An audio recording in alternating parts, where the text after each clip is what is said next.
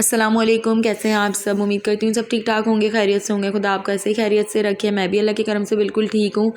बस परेशान हूँ क्योंकि मम्मी की 2-3 दिन से तबीयत जो है वो ठीक नहीं है और बुखार जो है चढ़ा उतर रहा है, उल्टियाँ कर रहा है, लूज़ मोशन कर रहा है। इतने लूज़ मोशन कर रहा है कि अपना ट्राउज़र भी ये जो है वो गंदा कर लेता है।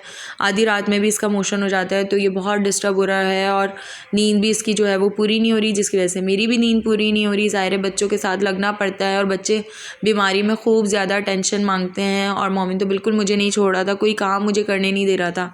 तो मोमिन को मैंने किसी भी तरह दोपहर में सुलाया क्योंकि आज मुझे हॉस्पिटल इसको लेकर जाना था। मैंने कहा कि मैं डॉक्टर को इसका चेकअप ज़रूर करवाती हूँ अब, क्योंकि मैं दवाई पिला रही थी और उसको कोई असर नहीं हो रहा था। वक्त ही इसका बुखार उतर जाता था लेकिन दोबारा हो जाता था और मोशन भी हो रहे थे उसको।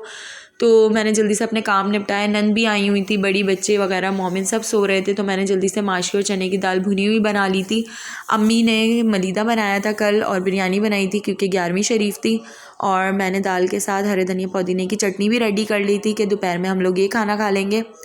और अम्मी की बिरयानी भी पड़ी थी, तो वो सब मैंने कहा कि दोपहर में हम लोग खा लेंगे। जल्दी से मैंने काम निपटाए। मीरब सो रही थी, मोमिन को भी मैंने अम्मी के पास सुला दिया था, लेकिन मोमिन थोड़ी देर में उठ गया था। फिर मैंने जल्दी से उसको रेडी किया क्योंकि 3:30 हो रहे थे और 4 बजे डॉक्टर के टाइमिंग स्टार्ट होने थे और मुझे जाना था हॉस्पिटल।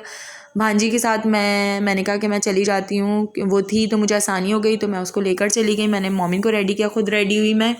और मीरब जो है, मेरे जाते ही मतलब मैं निकल ही रही थी और मीरब उठ गई, तो फिर मैंने अम्मी को कहा कि अगर ये खाना खाए तो आप इसे खिला दिएगा। लेकिन मुझे इतना अंदाज़ा था कि वो खाना नहीं खाएंगी मेरे बगैर, बच्चों को लेकर ही बैठना पड़ता है तभी वो खाना खाते हैं। खैर ऑटो लिया, हॉस्पिटल नज़दीक ही था, भांजी थी साथ और मोमिन को मैंने अब अपने पास ही बिठाया हुआ था, लेकिन बहुत ज़्यादा डिस्टर्ब हुआ था, सुस्त हुआ था। हालांकि ये इतना एक्टिव है माशाल्लाह से, बिल्कुल बैठता नहीं है ये, लेकिन जब तबीयत ख़राब हो जाती है तो बच्चे ऐसे ही निढाल होते हैं।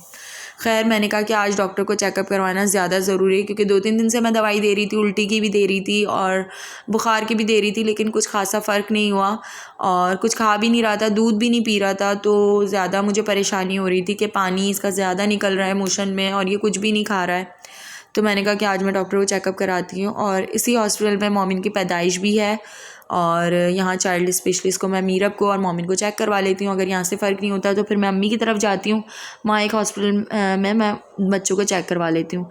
तो यहाँ मैं काउंटर में स्लिप बनवा रही थी, पहले तो 600 की बनती थी लेकिन अब 50 रुपये बढ़ गए तो 650 की स्लिप बनी।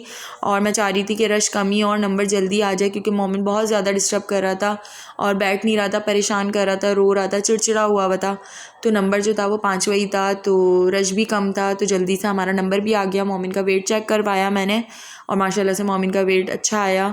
फिर डॉक्टर को मैंने चेक करवाया, डॉक्टर को मैंने सारी डिटेल बताई कि मोमिन को बहुत ज़्यादा फ्लू हो रहा है, उल्टियाँ कर रहा है, लूज़ मोशन कर रहा है और बुखार जो है इसको चढ़ा उतर रहा है। तो डॉक्टर ने यही कहा कि टीथिंग प्रोसेस होगा, गम्स बन रहे होंगे जिसकी वजह से बच्चा हर बुरी और अच्छी चीज़ मुंह में दबाता है, अपने गम्स में उनके खारिज होती है, तो जिस वजह से वो हर चीज़ मुंह में लेता है, तो जिसकी वजह से बच्चों को मोशन हो जाते हैं, उल्टियाँ हो जाती हैं। तो अल्लाह बेहतर करेगा, उन्होंने यही कहा और दवाइयाँ मुझे लिख के दी और उन्होंने कहा कि 5 दिन आप उसे मुसलसल दवाई पिलाएँ, इंशाल्लाह अल्लाह बेहतर करेगा। और फिर मैं जल्दी से निकली और मैं मेडिकल स्टोर पे गई। आधे घंटे में हम लोग फ़ारिग भी हो गए थे और मुझे मीरब की भी टेंशन थी क्योंकि मुझे पता था वो बिल्कुल खाना नहीं खाएंगे और मुझे उनको जाके खाना भी खिलाना था और ख़ुद भी खाना था। तो हम लोग जल्दी से निकले, मेडिकल स्टोर हॉस्पिटल में ही था, तो हम लोग हॉस्पिटल गए और साथ ही एक एक्वेरियम में फ़िश वगैरह थी, तो मैं मोमिन को दिखा रही थी।